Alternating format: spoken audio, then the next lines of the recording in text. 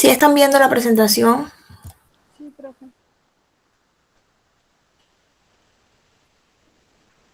Bueno, vamos a ver muy rápidamente este capítulo sobre compuestos aromáticos. Voy a tratar de, tengo entendido que tienen clase algunos a las 10:30, entonces voy a tratar de abordar todo lo que pueda y lo que haga falta, si llega a hacer falta, pues yo les voy a grabar entonces la clase en video para, para que la puedan ver cuando, pues lo que haga falta, ¿no? Para que la puedan ver cuando les sea más conveniente. Pues vamos a comenzar con el concepto de conjugación y el concepto de resonancia, que es lo que, eh, digamos, que justifica el hecho de que existan estos compuestos llamados aromáticos que tienen un comportamiento químico y un comportamiento electrónico bastante particular. Para ello vamos a comenzar con, digamos, unos preconceptos. Vamos a analizar la naturaleza del doble enlace cuando este se encuentra, eh, digamos, combinado con enlaces sencillos. ¿Sí están viendo bien las estructuras allí? Sí, Sí, señora. profe. Ok. ¿Qué estamos viendo aquí en esta estructura? Estamos viendo un compuesto que tiene un enlace doble, aquí es insaturado en este sector de la molécula, y de este lado es un compuesto saturado, es un compuesto que tiene enlace sencillo, un enlace sigma. Aquí tenemos un enlace sigma y un enlace pi. Cuando nosotros vemos esta molécula, automáticamente pensamos esto es un alqueno, es el alqueno más sencillo, que es el propeno, y podemos predecir que esta molécula en estos dos carbonos va a tener un comportamiento olefínico, es decir, va a comportarse como un alqueno, por lo cual va a sufrir las reacciones habituales de los alquenos, pero por este otro lado tiene un carbono con hibridación sp3 que va a tener un comportamiento de alcano. Por lo tanto, se esperaría que la molécula por este lado pueda sufrir las reacciones de los alcanos.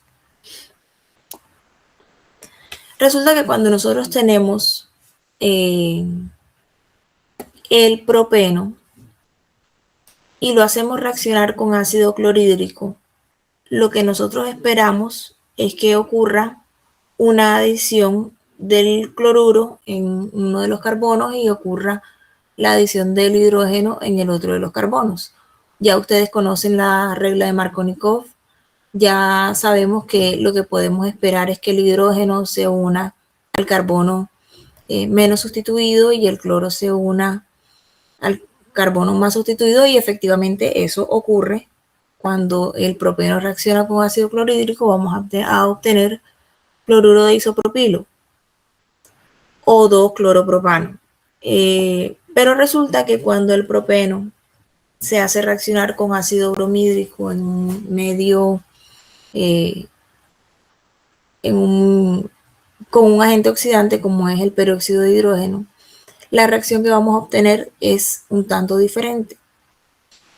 Entonces, de esta manera, cuando nosotros agregamos un medio como el peróxido de hidrógeno, vamos a promover la formación de un radical. Este radical se conoce como el radical alilo. ¿Qué hace el radical alilo? Un radical, eh, ustedes recordarán que cuando un carbono eh, recibe un par de electrones o tiene un par de electrones adicionales o más allá de su valencia, ese carbono va a tener carga negativa. Si el carbono pierde un par de electrones y tiene un orbital totalmente desocupado, entonces ese carbono va a ser positivo, va a tener una carga positiva, una carga total localizada sobre él, pero es posible que este carbono no gane ni pierda un par de electrones, sino que pierda un solo electrón, o que tenga un orbital ocupado con un solo electrón. Cuando eso ocurre, estamos hablando de que ese carbono es un carbono radicalario. Cuando vimos los alcanos, yo les hablaba de las rupturas homolíticas y las rupturas heterolíticas de los enlaces. Cuando un enlace químico se rompe de manera que cada uno de los átomos se lleva un electrón, ese carbono que queda con un solo electrón es un radical. Entonces, cuando el propeno se encuentra en presencia del peróxido de hidrógeno, esto nos ayuda a desencadenar reacciones radicalarias, generando lo que se conoce como el radical alilo. Siempre que ustedes vean esta formita aquí, un propeno, deben pensar automáticamente en que puede formarse el radical alilo. Y siempre que ustedes vean una estructura química en química orgánica que tenga el nombre o el prefijo alil, piensen automáticamente en el propeno.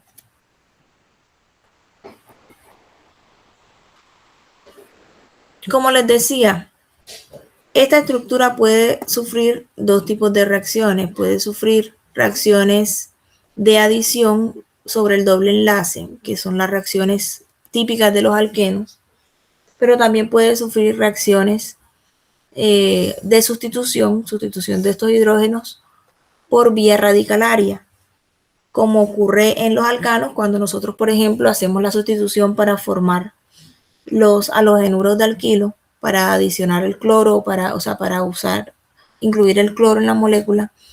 Esas reacciones se dan por vía radicalaria. ¿Qué es lo que se ha encontrado? Que cuando se manejan las condiciones de reacción, o dependiendo de las condiciones de reacción que nosotros utilicemos, podemos motivar a la molécula a que reaccione, ya sea por el lado del alqueno o por el lado del alcano. Tenemos el propeno en presencia de cloro y dos condiciones diferentes de reacción. Si las condiciones de reacción son temperatura baja y lo colocamos en tetracloruro de carbono, que es un solvente apolar, vamos a obtener una adición heterolítica, es decir, vamos a lograr que uno de estos cloros se adicione a este carbono, el otro cloro se adicione a este carbono, y en ese caso estamos activando la molécula por su lado alqueno, su lado olefínico. Pero cuando aumentamos la temperatura y logramos que esa temperatura llegue hasta los 500 grados Celsius, vamos a tener el propeno en forma gaseosa, el cloro por supuesto en forma gaseosa, y de esa manera, con esta temperatura, vamos a promover una ruptura homolítica de la molécula de cloro. ¿Qué significa una ruptura homolítica? Que cada uno de los cloros va a quedar en forma radicalaria, va a quedar con un electrón. Eso va a hacer que se promueva la sustitución por medio de radicales en el lado alifático, en el lado del alcano. Entonces el producto que vamos a obtener en este caso es el cloro adicionado al CH3, ha sustituido uno de sus hidrógenos, y vamos a conservar el doble enlace en la molécula.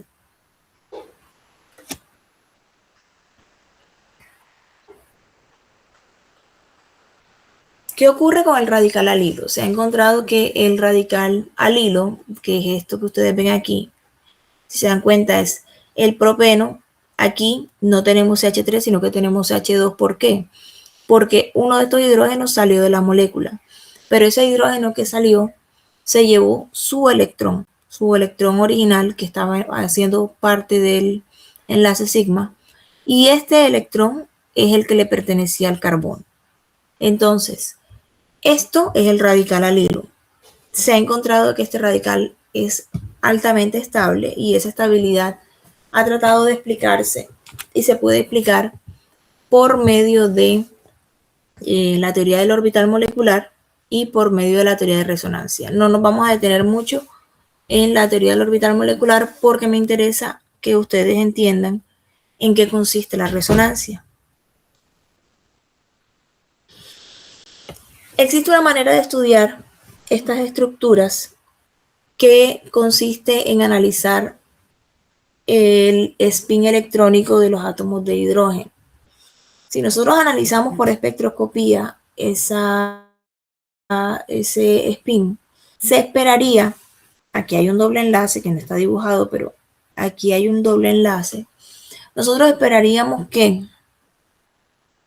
este hidrógeno fuera un hidrógeno con una naturaleza, o sea, un tipo de hidrógeno. Tendríamos otro tipo de hidrógeno diferente a este, porque a pesar de que están unidos al mismo carbono, si esto es un doble enlace, recuerden que aquí tenemos este hidrógeno, si esto es un doble enlace, esta estructura aquí es plana, no tiene rotación, no se mueve. Por lo tanto, este hidrógeno está viendo a este grupo que este hidrógeno no ve, porque este hidrógeno, ¿a quién tiene de vecino? Al otro átomo de hidrógeno. Entonces, como la vecindad de este hidrógeno es otro átomo de hidrógeno, su comportamiento, su naturaleza debe ser diferente a la de este hidrógeno. Por lo tanto, el hidrógeno A y el hidrógeno B, a pesar de que están unidos al mismo carbono, no son equivalentes. En un espectro de resonancia deberíamos ver esta señal diferente a esta señal. Entonces ya aquí tendríamos dos señales diferentes. Este hidrógeno de acá está unido a un carbono cuya vecindad es un carbono por acá, pero aquí tenemos un doble enlace y aquí tenemos nada más un enlace sigma. Entonces este hidrógeno debería darnos una señal independiente, una señal diferente. Ya llevaríamos tres señales diferentes. Y están estos dos hidrógenos que, como la letra nos indica, la letra D, son equivalentes. ¿Por qué estos dos hidrógenos son equivalentes? Porque este enlace sí tiene rotación.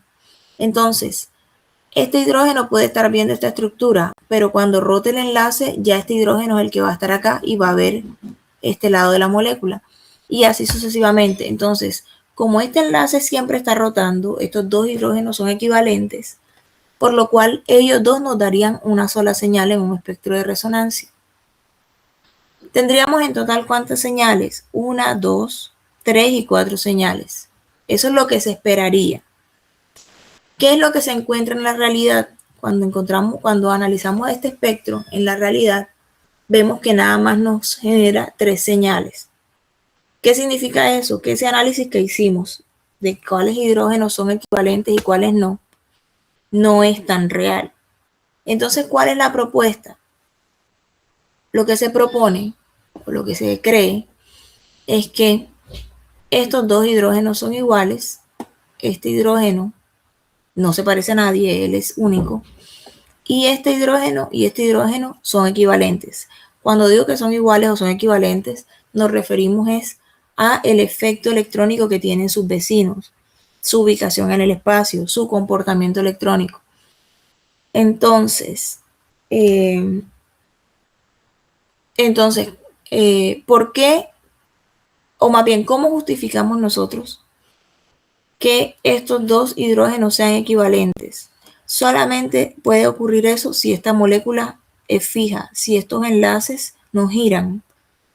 Para que estos enlaces no giren, quiere decir que este enlace que creíamos que era un enlace sencillo, que creíamos que era un enlace sigma, realmente no es un enlace sencillo. Porque si fuera un enlace sencillo, ya sabemos que tendría rotación. Entonces, ¿qué es lo que se propone? Este doble enlace que teníamos nosotros aquí, en la parte del alqueno, encontramos que en realidad el doble enlace se comparte o se reparte entre los 3 carbonos. Estos 2 electrones que están aquí, es como si quedara uno solo aquí y uno solo acá. No es exactamente lo que pasa. Pero, ¿cómo se ve esto? Se ve como un carbono que está deficiente de electrones, el otro carbono que tiene una gran nube de electrones, y esa nube de electrones se comparte entre los tres carbonos. En orgánica esto se representa con una línea punteada, que es lo que ustedes ven aquí. Esta línea punteada que representa que esto no es un enlace completo. Por lo tanto, esto no podemos decir que es un doble enlace completo. Lo mismo de este lado, esto no es un enlace completo, por lo cual tampoco decimos que hay doble enlace aquí y doble enlace acá. Es como si hubiera aquí un enlace y medio y aquí un enlace y medio.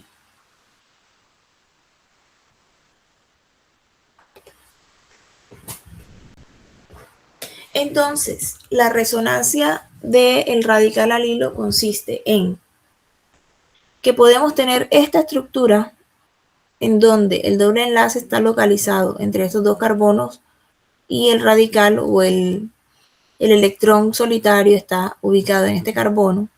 Pero si este electrón entra aquí a este enlace y este carbono toma uno de estos electrones y lo pone aquí para formar otro enlace, este carbono se quedaría con el otro electrón.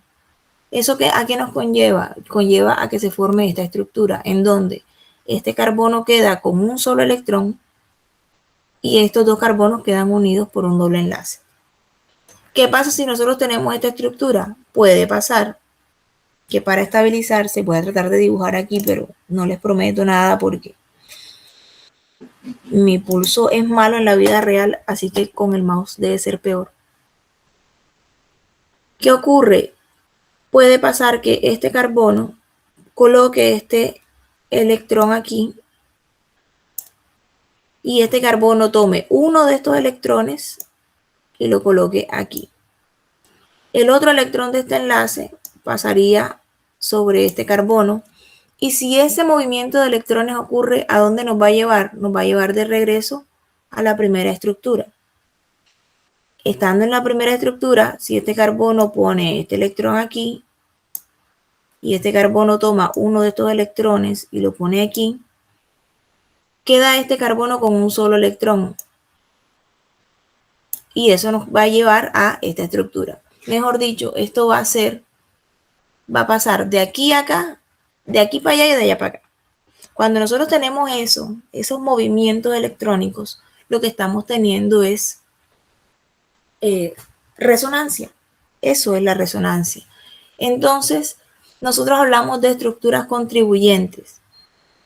Esta es una estructura que contribuye al comportamiento de la molécula y esta es otra estructura que también contribuye al comportamiento de la molécula. ¿Cómo es la molécula en realidad? No es que a veces sea así y no es que a veces sea así.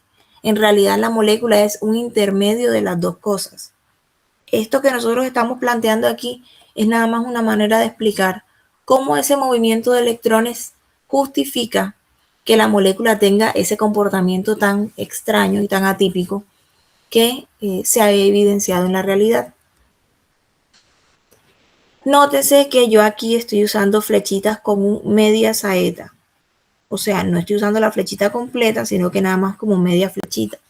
¿Eso qué significa? En orgánica significa que se está moviendo un solo electrón, no se está moviendo un par de electrones. Cuando nosotros usamos la flechita completa, estamos indicando el movimiento de dos electrones. ¿Hasta el momento hay alguna pregunta?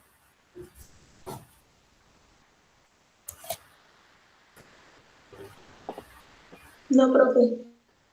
Bueno, cualquier cosa hablan porque yo estoy viendo la presentación, no los estoy viendo, no estoy viendo la pantalla del Meet.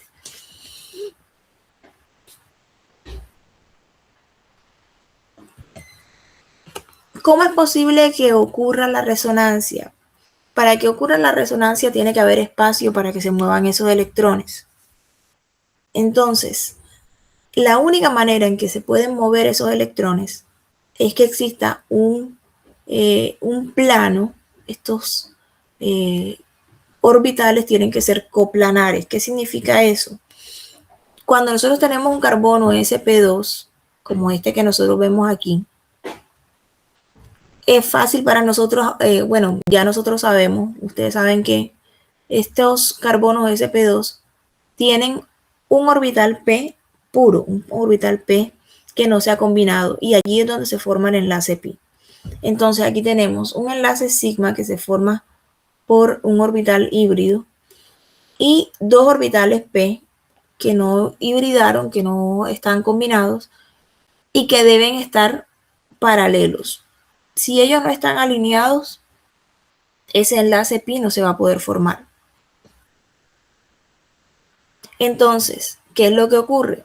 Si esto fuera un alqueno, fuera el propeno normal, tendríamos un plano entre estos dos carbonos con sus orbitales P puros, y aquí tendríamos un carbono sp3 que no debería tener orbitales puros, debería tener aquí sus tres orbitales híbridos hacia afuera, así como yo les digo, como un trípode, como una patita así de pollo.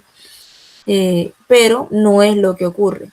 ¿Qué es lo que ocurre? Que este carbono también tiene hibridación sp2. Es estable para la molécula de propeno perder un hidrógeno, quedarse con un electrón, este carbono, cambiar su hibridación. O sea, pasar de ser un carbono sp3 a ser un carbono sp2, y eso le da mucha estabilidad. ¿Por qué le da estabilidad? Porque cuando él se convierte en un carbono sp2, este orbital híbrido queda en el mismo plano de estos dos orbitales. Perdón, este orbital puro queda en el mismo plano de estos dos orbitales puros. ¿Y eso qué permite?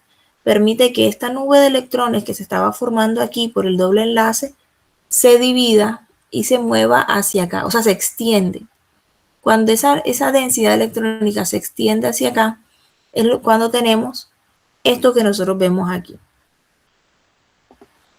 Esto se conoce como un híbrido de resonancia. ¿Qué es un híbrido de resonancia? Es la estructura intermedia, digamos, de lo que yo les mostré antes. Estas son las estructuras contribuyentes. Doble enlace acá y el enlace sencillo acá. Y este enlace sencillo y después enlace doble. Cada una de estas dos estructuras contribuye a el híbrido de resonancia, que es digamos, la forma más aproximada o más realista que justifica el comportamiento químico de esta molécula.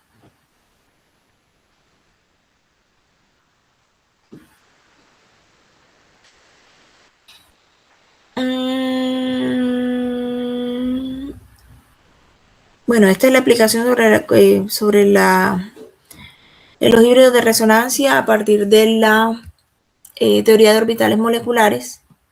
Resulta que en la teoría de orbitales moleculares lo que encontramos es que al tener tres carbonos, esto nos debe generar tres orbitales, pero es que nosotros no estudiamos bien esta teoría, entonces no quiero como enredarlos más.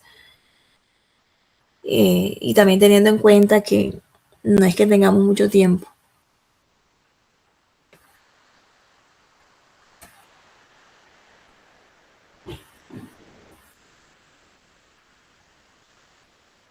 ¿Qué ocurre cuando las cargas son formales? Es decir, cuando no tenemos el propeno y el hidrógeno, por ejemplo, el hidrógeno que sale de aquí, de este carbono, se lleva el par de electrones. Si eso ocurre, que también puede pasar, no vamos a obtener un radical alilo, sino que vamos a obtener es un catión. Cuando esta carga está positiva, esta molécula puede sufrir un movimiento electrónico para estabilizarse. ¿Cuál es ese movimiento? Puede ocurrir que este doble enlace pase para acá y entonces sea este carbono quien quede llevando la carga positiva. Si esta estructura se genera, ¿qué ocurre? Este carbono también busca estabilizarse, jala este doble enlace para acá.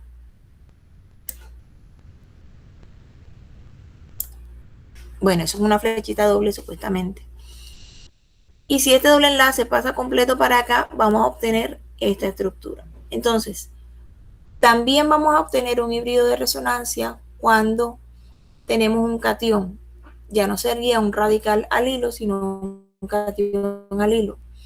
¿Cómo se estabiliza ese catión? Moviendo este doble enlace de un lado hacia el otro.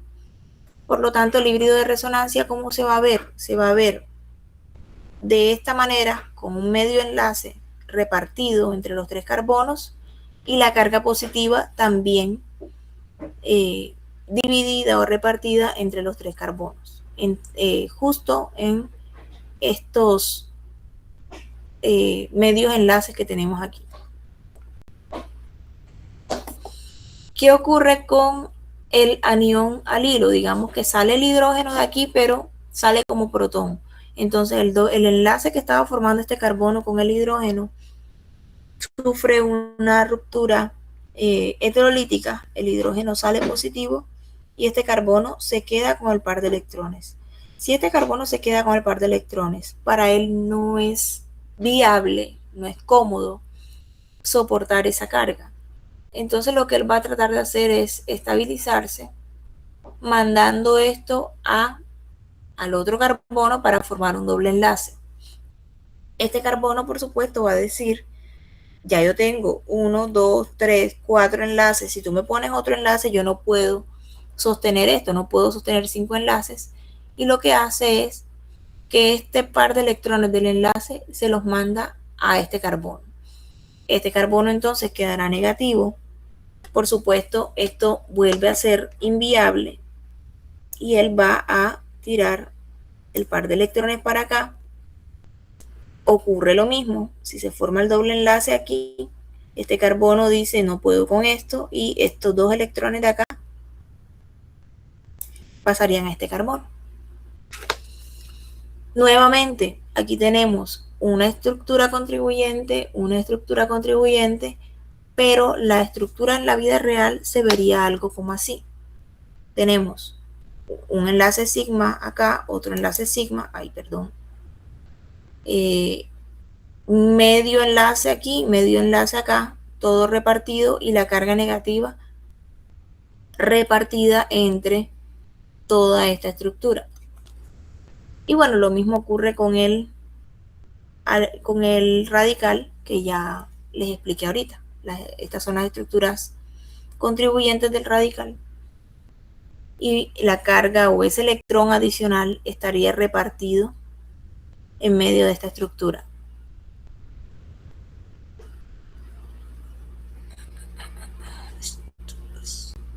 Bueno, ¿qué ocurre cuando tenemos, por ejemplo, este alcohol que tiene aquí un grupo hidroxilo en la posición alílica? ¿Cómo sabemos que esta es la posición alílica? Porque aquí tenemos doble enlace, enlace sencillo y todo este fragmentico se comportaría como un alilo. Cuando tenemos este OH en la posición alílica, este OH va a tener facilidad para salir, cierta facilidad para salir. Obviamente esta reacción va a necesitar una energía de activación que va a ser la responsable de que este hidroxilo pueda salir de la molécula. Digamos que este alcohol se encuentra en medio ácido. Cuando esto se encuentra en medio ácido, el par de electrones del hidroxilo puede atacar al protón. Digamos que aquí están este par de electrones, atacan al protón y este hidroxilo se va a protonar, es decir, se va a unir acá. Cuando él se une, el OH, el oxígeno, perdón, puede llevarse este par de electrones para de esa manera recuperar su par de electrones solitarios. Cuando eso ocurre, ¿cómo nos queda este carbono? Nos va a quedar positivo. Si este carbono se convierte en un catión, vamos a obtener un catión alilo que se va a poder estabilizar. ¿Cómo se estabiliza? Ya sabemos que se da un movimiento aquí de electrones y la carga no va a estar localizada sobre un solo carbono, sino la carga positiva. ¿Eso qué va a generar? Va a generar que esta molécula pueda estabilizarse por este carbono, que sería recibiendo aquí un grupo hidroxilo y nos devolveríamos al material de partida, pero también puede ocurrir que se estabilice cuando la carga está localizada sobre este carbono. Cuando la carga está localizada sobre este carbono, este medio enlace que está aquí pasaría acá, formaría aquí un doble enlace y el grupo OH se uniría a este carbono. ¿Qué obtendríamos? Obtendríamos este alcohol que resulta ser el isómero más estable. O sea que cuando tenemos esta forma o tenemos un radical, perdón, un catión alilo, esto puede sufrir se vería como una transposición, como si el OH pasara a este carbono y el doble enlace se moviera hacia estos dos carbonos. De esa manera vamos a obtener el isómero más estable, que es este que vemos acá.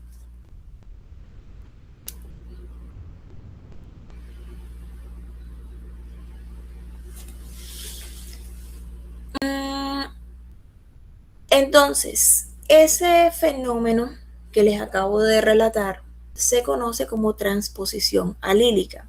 Cuando nosotros tenemos un radical o una estructura que tenga una forma alílica, como esto que vemos aquí, o que sea potencialmente alílica, por ejemplo, aquí tenemos esta estructura que está reaccionando con NBS, que es una especie química que nos suministra bromo, se llama N-bromosuccinamida. Entonces, esto nos está suministrando un átomo de bromo. Este átomo de bromo se va a incluir en la molécula. Entonces, ¿cómo sustituye ese bromo a un hidrógeno? ¿Cómo ocurre esa reacción? Resulta que cuando nosotros hacemos esta reacción vamos a encontrar dos productos.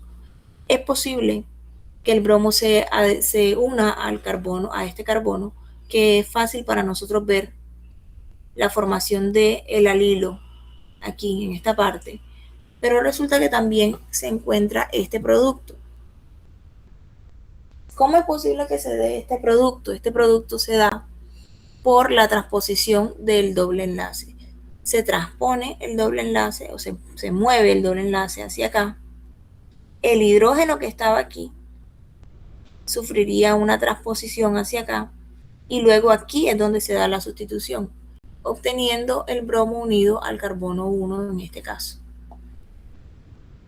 Entonces, cuando nosotros tenemos una estructura así, como esto, que nos puede generar potencialmente un alilo, sea radical, sea catión o anión, se pueden dar reacciones de transposición. Es decir, tenemos que considerar siempre dos productos. Uno en la posición alílica original, que sería este producto, y otro donde se mueve el doble enlace y digamos que se invierte esa posición alílica.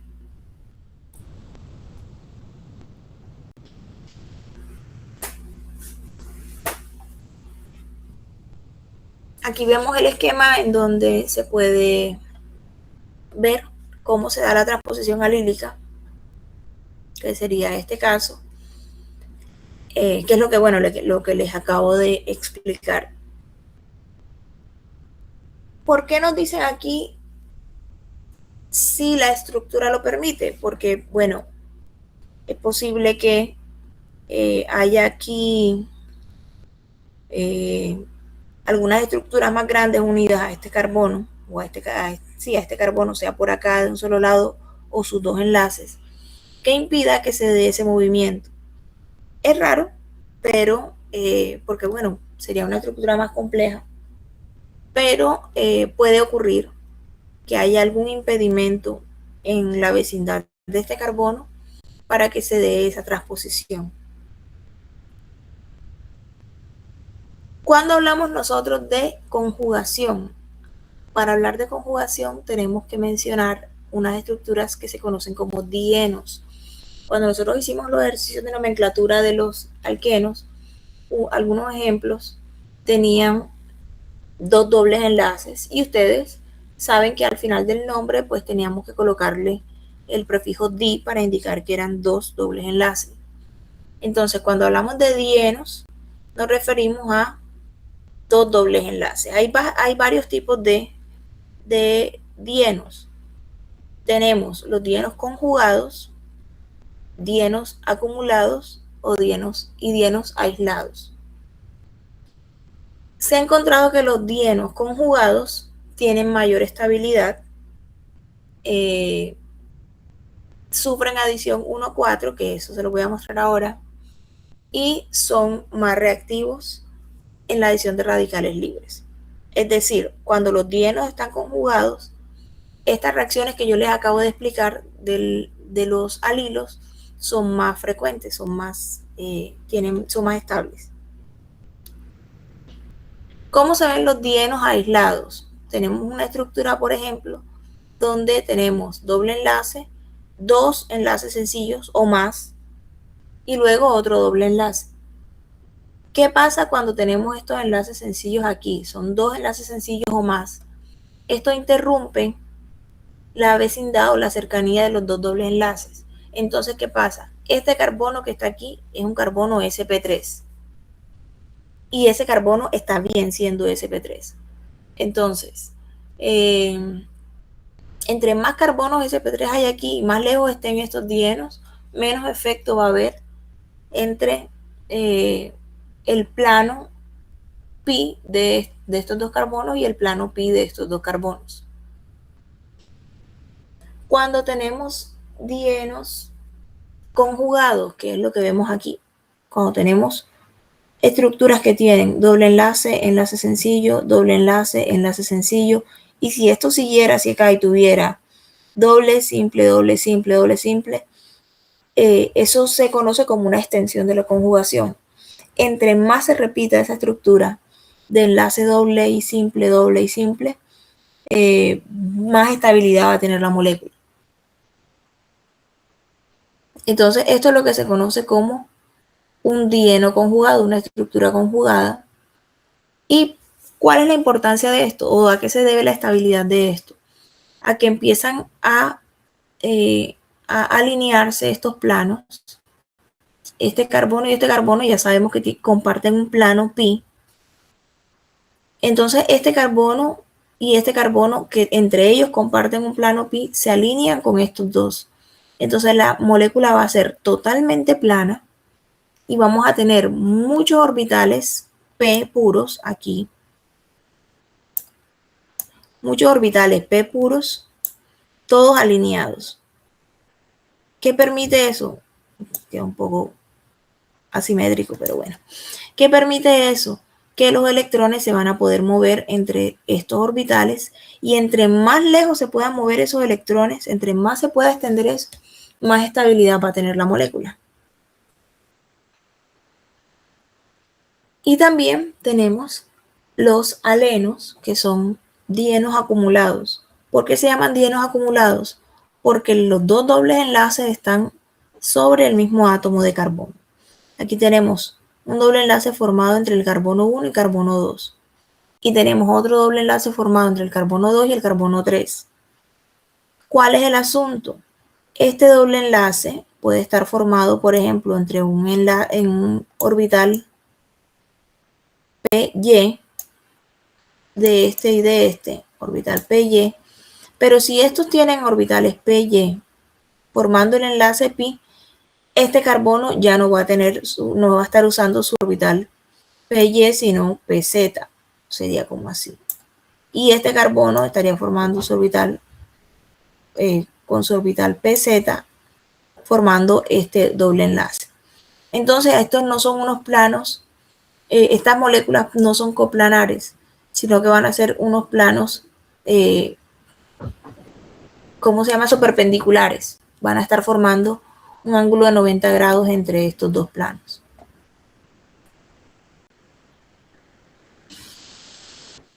Cuando tenemos dienos conjugados, como esto que vemos aquí, como yo les decía ahorita, tenemos enlace doble, simple, doble. Y esto se hace reaccionar van a sufrir reacciones de adición, porque ya sabemos que los dobles enlaces sufren reacciones de adición. Pero se ha encontrado que se pueden sufrir dos tipos de reacciones, o bueno, se pueden encontrar dos tipos de productos. Podrían sufrir una adición, por ejemplo, que el Y se una aquí a este carbono y el Z se una a este carbono, que es lo que esperaríamos en un doble enlace. Y eso nos daría una adición 1,2, que es este producto, el producto esperado, digamos. Pero se ha encontrado que también se sufren adiciones 1,4, que son las adiciones 1,4. Y se une a este carbono. ¿Cómo ocurriría esto? Si Y se une a este carbono, ¿qué pasa con este carbono? Recuerden cómo ocurren el mecanismo de las adiciones.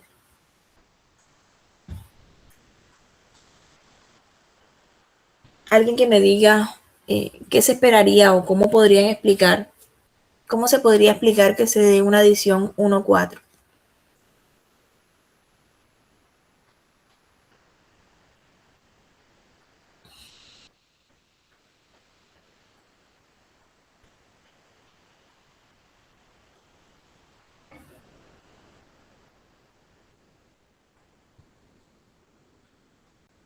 Nada. ¿Será que estoy sola? ¿Qué pasa con Y y Z? Digamos, no digamos Y y Z, digamos que esto es ácido clorhídrico. Tenemos hidrógeno y tenemos cloro. ¿Qué pasa con esto? ¿Cómo se comporta el ácido clorhídrico?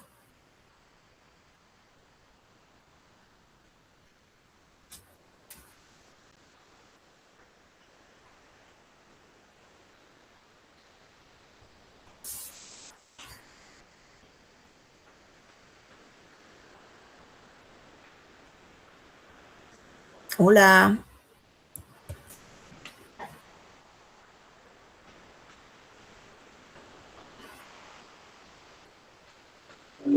Pues el cloro se une a un lado y el hidrógeno al otro lado, a otro carbono.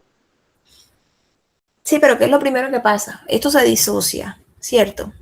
Se separa. Y nos queda un hidrógeno positivo. ¿Qué pasa con el hidrógeno positivo?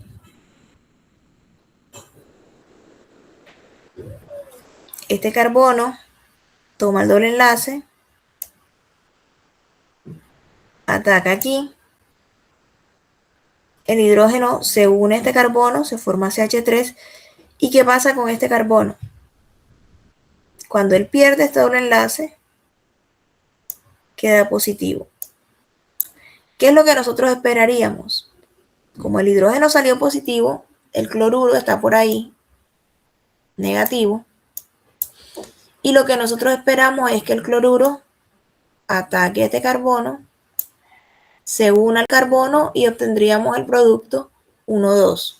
Ese es el comportamiento normal, natural de la adición electrofílica en alquenos, ¿cierto? Que lo acabamos de ver hace nada.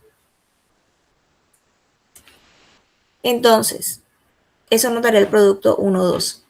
¿Cómo se justifica que en lugar de unirse este cloro aquí directamente, termine unido a este carbono?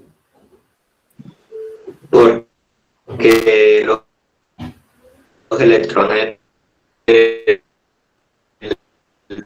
doble enlace pasan al carbono que está positivo. Exactamente, espérense, ahí voy a borrar esto. Exactamente, eso es lo que ocurre. ¡Ay! Como este carbono está positivo, esto se está comportando como un catión alilo.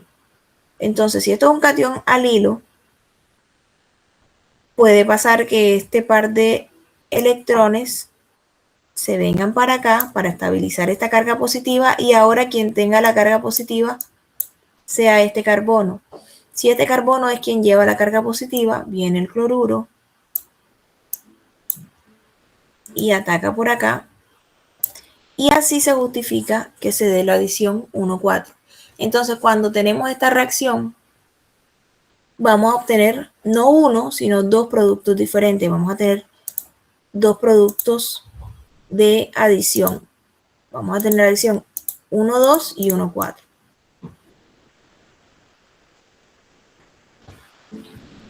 Entonces ustedes dirán, bueno, y esto todavía no hemos empezado a hablar de aromáticos, todavía no hemos incluido el benceno en la película, porque estamos estudiando esto.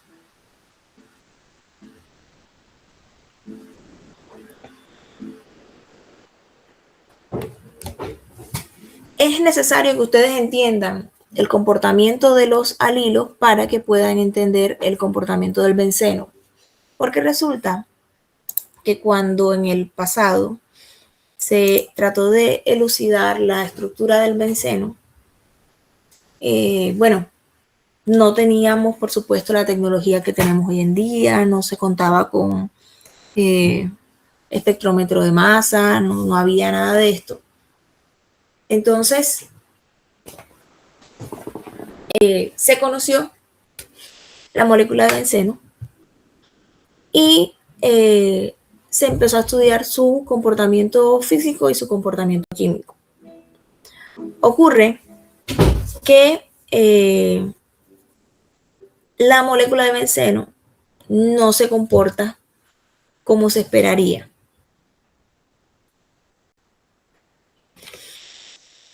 Cuando se descubrió el benceno, se encontró que era un hidrocarburo. Hasta el momento, pues se conocían ya muchos hidrocarburos. Se encuentra el benceno, que es un hidrocarburo, y se puede elucidar su composición. Se define su composición. Encontraron que el benceno tenía 6 átomos de carbono, tenía 6 hidrógenos.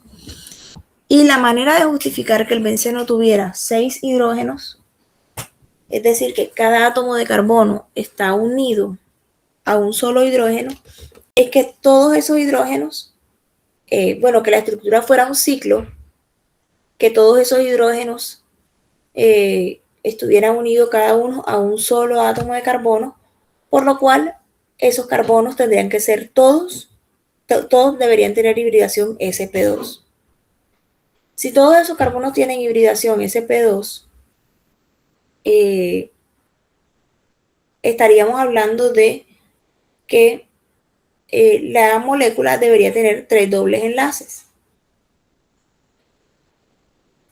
Si la molécula tuviera 3 dobles enlaces, o sea, si fuera un trieno, si fuera un alqueno cíclico con 3 insaturaciones, al hacerlo reaccionar con bromo en tetracloruro de cloro, deberíamos adicionar esos átomos de bromo a los dobles enlaces. Eso es lo que se esperaría. Entonces, yo no sé si ustedes hicieron esta experiencia. Cuando tú adicionas el bromo,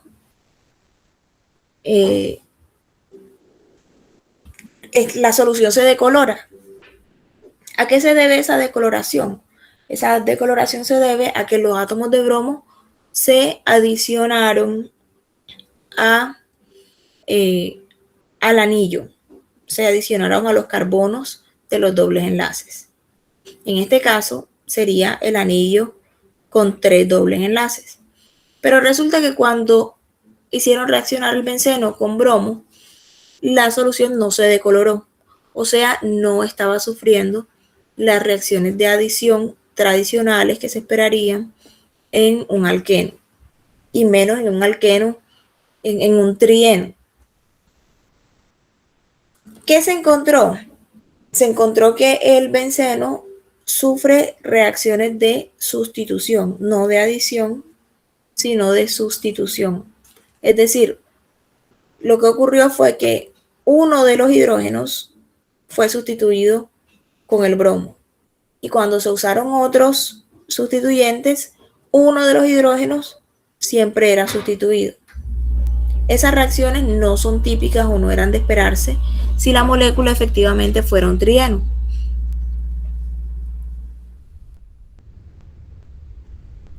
Entonces, ¿qué otras diferencias se encontraron? Cuando se hacían sustituciones posteriores o seguidas, se hacían más sustituciones, se podían obtener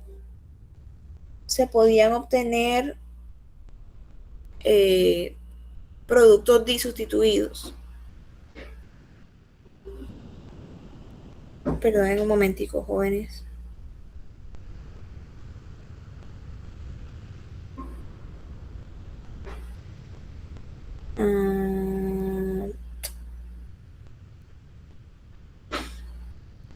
Me preguntan por acá si estoy grabando la clase. Ay, ¿qué hago?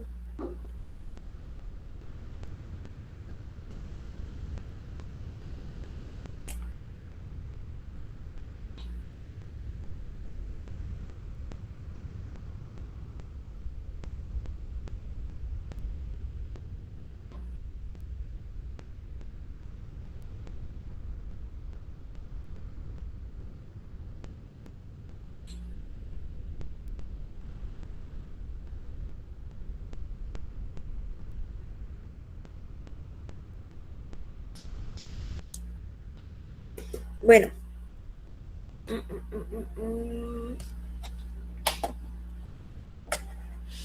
Bueno, lo que les decía, encontraron que el benceno sufría reacciones de sustitución, pero no de adición, que eran las reacciones esperadas en los dobles enlaces, en los alquenos. Y encontraron que los carbonos del benceno son todos iguales, pero la longitud de los enlaces no es la misma longitud de los alquenos, pero tampoco es la misma longitud de los alcanos. Entonces, ¿cómo se explicaba eso? La única explicación es que los enlaces fueran unos enlaces intermedios entre enlaces dobles y enlaces simples. Pero esto, bueno, en ese momento no se conocían sino alcanos y alquenos. ¿Cómo se explica que una molécula pueda tener enlaces que no son dobles, pero tampoco son sencillos? O sea, es como un intermedio entre los dos. Hicieron varias propuestas en ese momento. Aquí vemos las estructuras que propusieron para explicar ese comportamiento. Y entonces este señor de apellido Kekulé propuso esta estructura, que es la que nosotros hasta el momento conocemos y que se ha aceptado y que se ha verificado, es lo más parecido o lo que mejor explica el comportamiento del benceno. ¿Qué decía él con esta estructura? Decía que cumple, todos los carbonos son sp2, pero resulta que para que esta estructura tuviera el comportamiento que tiene, estos carbonos deberían ser todos coplanares, es decir, todos sus orbitales p puros deben estar en el mismo plano. Ya conociendo el comportamiento del alilo y conociendo lo que es la conjugación y conociendo lo que es la resonancia, nosotros ya podemos entender hoy en día que lo que ocurre es que todos estos orbitales p de estos carbonos que son coplanares permiten una deslocalización de estos electrones. Entonces estos electrones, esta nube electrónica se mueve alrededor de todos los carbonos. Por eso es que todos los carbonos pueden ser sp2 y por eso es que la molécula, o bueno, que los enlaces resultan ser un intermedio entre enlaces dobles y enlaces sencillos, porque estaríamos, bueno, más adelante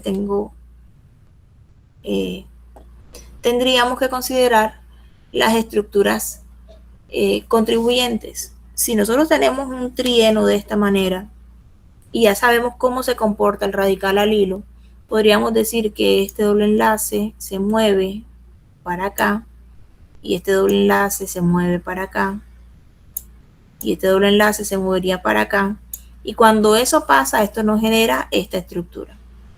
Pero cuando tenemos esta estructura, estos dos electrones se pueden mover para acá, estos para acá, estos para acá, y lo que tenemos es una recocha de electrones moviéndose y moviéndose y moviéndose. Y son dos estructuras diferentes que contribuyen a lo que en realidad es la molécula. ¿Qué es la molécula? 6 átomos de carbono enlazados, 6 átomos de carbono con hibridación sp2,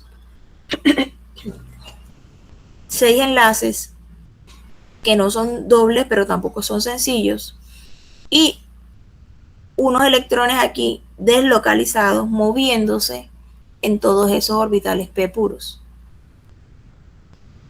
Permítanme un segundo, están escribiéndome acá en el grupo.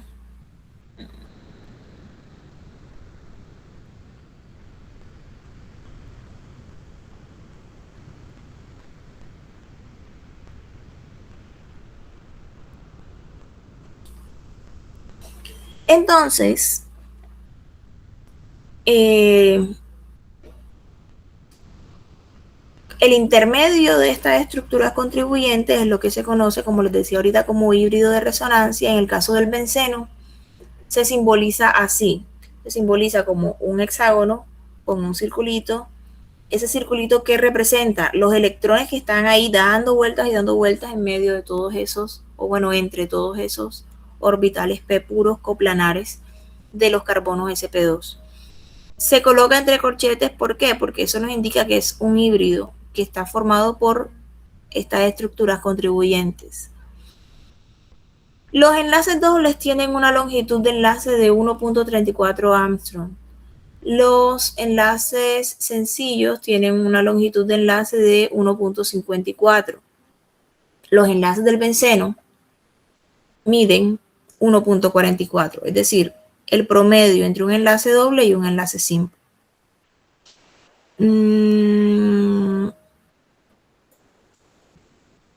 Y bueno, de esta manera se llegó a la propuesta de estructura más veraz del átomo de la molécula de benceno. ¿En qué consiste la aromaticidad? ¿Qué tiene que cumplir una molécula para que nosotros digamos que es un compuesto aromático? Para que un compuesto pueda ser considerado aromático, debe cumplir algunas reglas. Debe cumplir que tenga hibridación sp2, porque eso resulta en una molécula plana. Los compuestos aromáticos tienen que ser planos. Si un compuesto no es plano, no puede ser aromático. ¿Por qué es necesario que sean planos? Porque para que un compuesto, más bien cuando un compuesto es plano, eso garantiza que haya, que pueda haber conjugación, que esos electrones puedan moverse entre los orbitales p puros. Para que se dé la deslocalización de los electrones, tiene que haber planaridad en estos orbitales. Por lo tanto, la molécula tiene que ser toda plana. Otra regla que deben cumplir es una regla que se llama la regla de Hickel. Este señor propuso que... Ay, ¿dónde está? Aquí está. Propuso que para que un compuesto sea aromático debe cumplir que cumpla esta formulita en el número de electrones deslocalizados. Es decir, N sería el número de electrones, perdón, N sería un número entero que corresponde al que cuando tú lo reemplazas aquí y resuelves, vas a obtener el número de electrones deslocalizados que tiene la molécula. Digamos que N vale 1. Si N vale 1, tendríamos 1 por 4 es 4, más 2, 6. O sea que el compuesto aromático debe tener 6 electrones deslocalizados. ¿Qué es lo que ocurre en el caso del benceno? Si tenemos un compuesto que tenga 5 electrones deslocalizados, por ejemplo, ese compuesto no es aromático. ¿Por qué? Porque no cumple la regla de Hickel.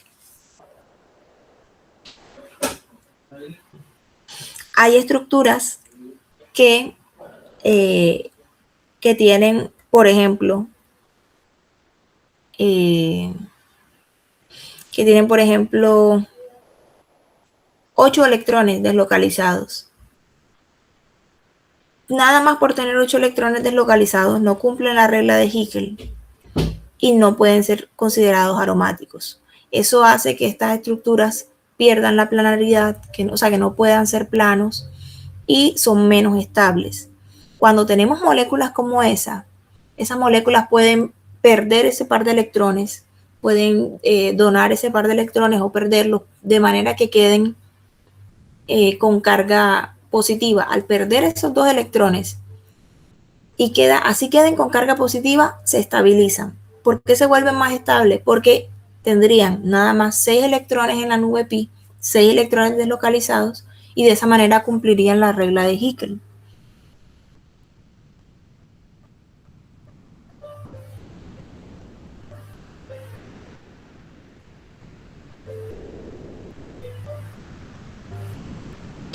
Bueno, jóvenes, les voy a proponer algo.